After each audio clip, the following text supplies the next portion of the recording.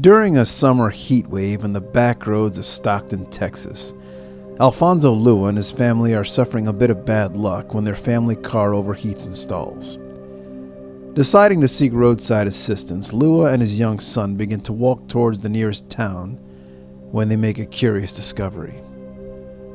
Discarded on the side of a dirt path is an army fatigue jacket containing a few items tucked away inside, namely an unmarked videotape along with several audio cassettes.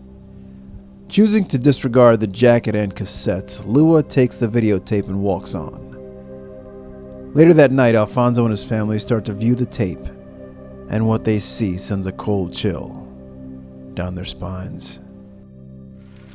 Look at it, Omar. This is what I've been doing on your week's vacation. I said I'll do it. I said I'll do it. I call it home. My hell. The whole sky's black with smoke.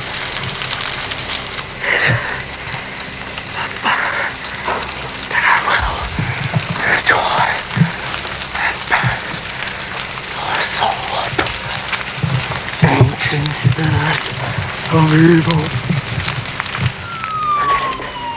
The fire department's trying to put it out.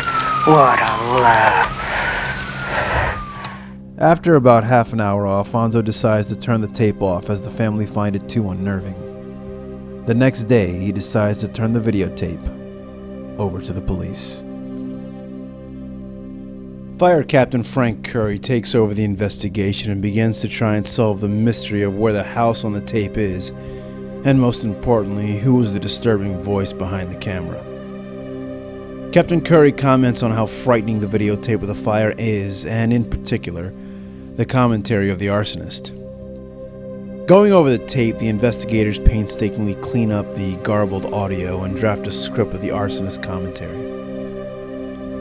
In the tape, the disturbed individual seems to reference one name often, a man named Omar. Authorities believe that the fire captured on screen was possibly a crime of revenge against the individual named Omar. Another possibility is that the fire was set as a sort of bragging vindication meant to show Omar, whoever he was, of what the arsonist was indeed capable of. Later, the police get back in contact with Alfonso Lua, and he leads them to the exact spot where he and his son found the jacket and the videotape. Authorities collect the remaining items as evidence. Along with the clothing and cassettes, they also find a wooden pestle, an army glove, and a ceramic shrunken skull. Police began to speculate that the items found inside the jacket, in combination with the disturbing commentary on the tape, could point to occult activity. Due to the presence of blaring fire alarms in the background, authorities go over every recorded fire call in the state of California between the years of 1985 and 1989, but astoundingly come up empty. Because the tape was found near a major interstate, police began to suspect that the arson might not have occurred in the state of California, and that the perpetrator could have just been passing through, traveling along the I-205. The fire could have conceivably been set anywhere, and the arsonist just dropped the tape and the jacket on his way through California, headed to an unknown destination. The burning house in the tape was speculated to be a one-story ranch house. In another part of the tape, police also noticed a white trailer off to the side, which might have indicated that the house could have been under construction at the time of the fire. In the beginning part of the video, the arsonist claims that the fire was set in 1988, a year before Lua found the tape on the side of the road. With the help of the Unsolved Mysteries telecenter, leads swiftly came in. Callers point investigators to a property near Redwood City, California, which is only 60 miles west of Stockton. One man, Edward Tarantino, recognizes the burning house as the home located directly behind his own home. In disbelief, Tarantino confirms to investigators that the arson occurred on August 15, 1988, almost 1 year exactly to the date Alfonso Lua discovered the frightening video. Woodside Fire Captain John Dillinges comes forward to police and confirms that his department was called out that night to fight the fire in Redwood City. As his team battled the blaze, he set up his own video camera for training purposes to record the fire, which he in turn hands over to the police.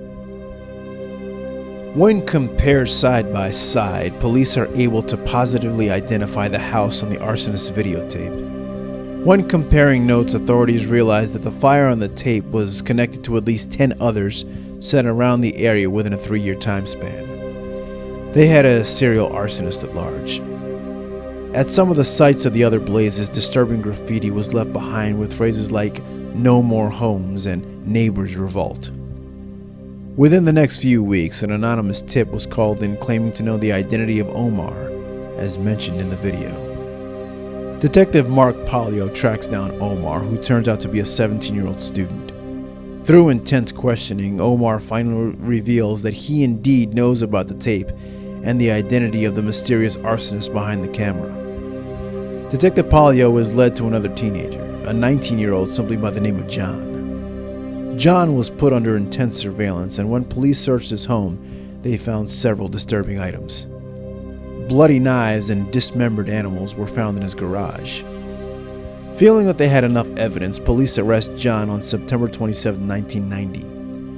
After several hours of questioning, John finally admits that he is the one who set the fire on the tape, and that the mysterious and unnerving voice is his own.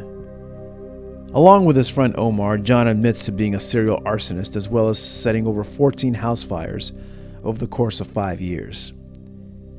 When diving deeper, police discovered that John suffered a number of mental issues. In one of many videotapes they find throughout his home, the disturbed teen is seen stabbing several mannequins and comments that he was looking for several people to sacrifice. John and Omar plead guilty to several counts of arson and were sentenced to an undisclosed amount of time in a psychiatric ward.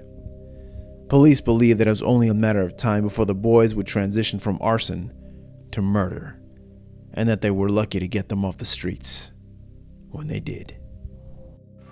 Look at the flames. Listen to the coyotes yell. Listen to them.